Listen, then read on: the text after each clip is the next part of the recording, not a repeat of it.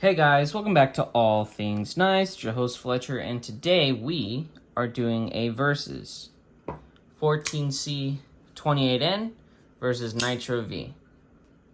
The Kershaw leak here I'm using as a representation of the 14C28N, and this Civivi Altus I'm using as a representation of Nitro-V. I have carried this knife extensively. I have not carried this one. My opinions of this 14C28N are actually going to be based off of the Civivi Cogent that I carried. I actually ended up giving that one away to a friend, and so I do not have it currently. This is basically just going to be a placeholder, as it's a knife that does showcase the steel. So 14C28N and Nitro-V are steels that are very, very close to one another. They are both derivatives of a steel called AEBL. 14C28N is made by a Swedish firm called Sandvik, and Nitro-V is sold by the New Jersey Steel Baron. They are a website that sells steels. They develop the steel. I think they're the only place you are able to obtain it, and I know for sure, I don't know for sure if they're the ones who, like if they're the mill who does it. I'm not sure who they contract out to do it, but I'm pretty sure it's a firm in the United States that they have do it. I think they contract it out to them. So they're both derivatives of AEBL.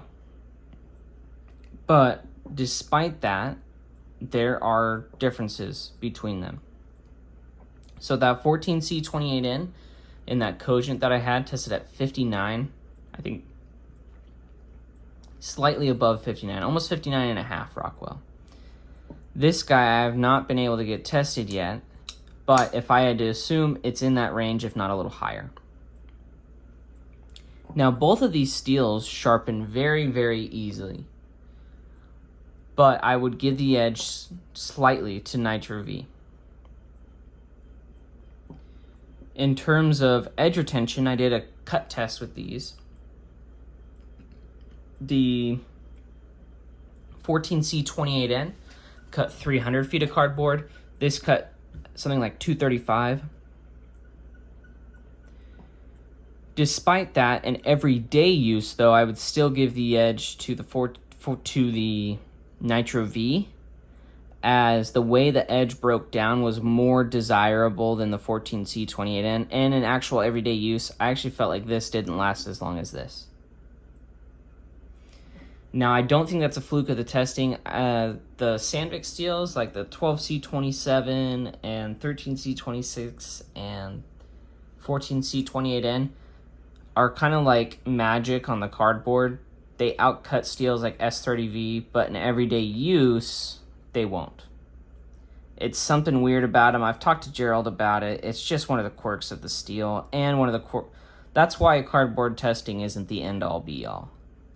You know, that's one of the reasons I started this why I started my steel reviews, is because of that fact that, you know, even if you cardboard cut test a knife, it kind of gives you an idea of how the heat treatment is and how it does, but how it feels when you're actually using it can be different sometimes. So don't always depend on, you know, steel testing. Now, the ease of maintenance on both of these knives, I mean, they both drop back like that, so it's a tie on that. Now, in terms of availability, the edge goes to 14C28N. It's just been around longer, and it's on more knives. Now, I do wish more American companies would use this instead of it's mainly Civivi who's using 14C28N. I know John at BGM Knives uses Nitro-V. My friend Levi Herrick at Northern Knife Works, he uses it. I mean, a ton of makers use it, and for good reason. Both of these steels are high in toughness. Now, 14C28N, I believe, is actually tougher than the Nitro-V. They're both super easy to heat treat, and both cost around the same. So the availability in terms of being able to get a knife in it that's USA made, I would give the edge to 14C28N. because for, I don't know of any USA made knives in Nitro-V currently that aren't custom. Now, I wish that wasn't the fact, but it's kind of the way it is. Both of these steels, as I said earlier, sharpen easily. I give slight edge to the Nitro-V in terms of edge retention and the way the edge broke down. I just found it more enjoyable. They both drop back super easily.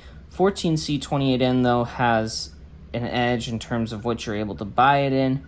Now, in terms of the edge they take, oh man, they both sharpen really easily and take a killer edge.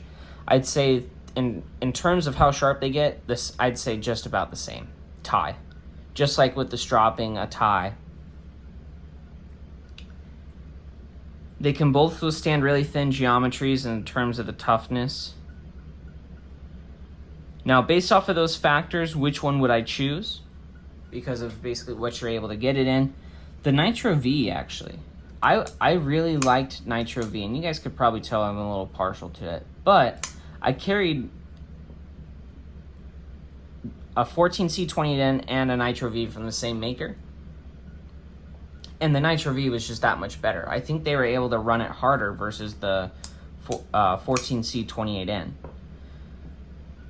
Now, though these steels both go to higher Rockwells, but I think the Nitro-V sharpens just slightly easier. I think its edge, because of the higher Rockwell, I think it lasted longer, which was really nice. The only thing that really gets me down about Nitro-V is that I basically have to buy a custom in order to get it in a USA-made knife. I wish more of these USA-made companies would do like a budget line or the budget version of one of their knives, and they do it in Nitro-V. Now, Spyderco kind of does the same thing with BD1N, but personally, I think I like Nitro-V more than even the BD1N. Just because of I would say they're both really easy to sharpen, but I think that the Nitro-V is even easier to sharpen, and the way the edge degradation was on the Nitro-V, I just really liked, especially over that BD1N.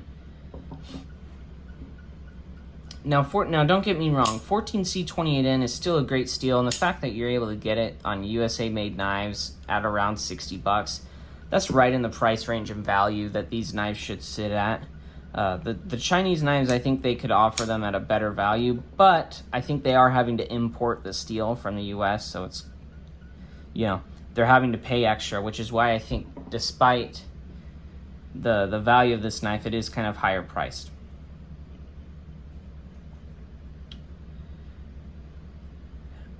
Now the question would be, who would I recommend either of these steels to and something like Nitro-V? Now Nitro-V takes my pick because it shares a lot of the same attributes of the 14C28N, but I like the edge, and I like the way the edge degradation takes place, and I think it's slightly easier to sharpen. The toughness is really, in terms of everyday use, basically the same. Now, I would recommend either one of these steels to someone who wants a cheap, everyday user knife that is easy to sharpen, will hold an edge well, and can be stropped back. So if you're wanting a knife that can take a thinner geometry and you're not wanting to have to, pay an arm and a leg for it, both of these steels are great options. They get decent heat treats on them, and even if the heat treat isn't the best, just because of the way the steel is, it still rocks at lower Rockwells, but the fact that they're a budget steel that can go to higher Rockwells and perform well at those higher Rockwells is why these knives are amazing. It's why I would pick them over something like a 440C, and they are super, super easy to maintain, strop, all the above. I mean, they're phenomenal. That's who I would recommend these steels to. And if you had the choice to pick, I would pick Nitro-V over 14C28N. Now, as always, guys, thank you so much for watching. Let me know your thoughts down below, which one you would choose, 14C28N or Nitro-V, whether you have experience with both of them. Maybe shout some of those experiences down below to give all our viewers some more information in terms of everyday use. But as always, guys, thank you so much for watching. Like, comment, share, subscribe if you're not subscribed, and stay sharp.